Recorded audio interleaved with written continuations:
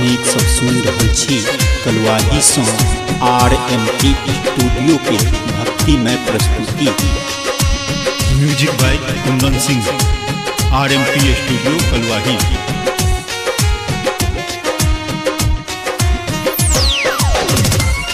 RMP अपन लोग अपन गीत।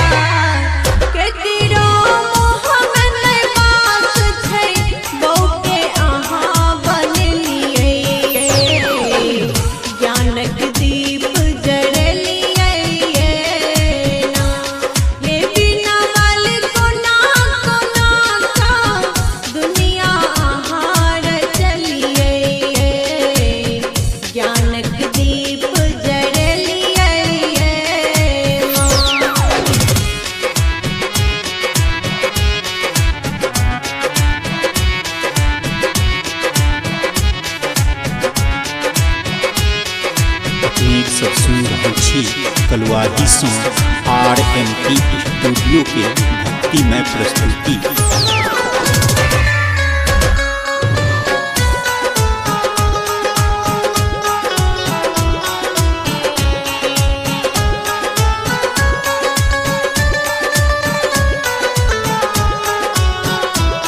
RMP अपन लोक अपन गीत।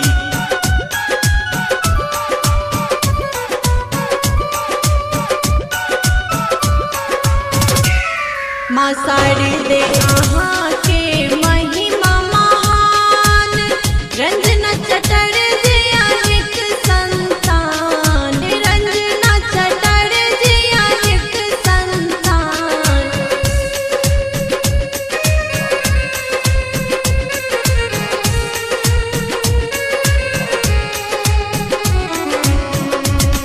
माँ शारदे अहाँ के महिमा महान, रंजना चटर जिया एक संतान, रंजना चटर जिया एक संतान। अजय कुंदन चंदन पर कियन दया देख लिए, ज्ञानक दीप जरलिए ना, ये बिना वाल कोना कोना का दुनिया आहार चलिए, ज्ञानक दीप जरलिए माँ। RMP स्टूडियो के लाल बटन दबाकर सब्सक्राइब करी, संग ही बेल आइकन के दबाना नहीं बिसरी, ताकि अपने सबक समक्ष नव प्रस्तुति अभित रहे।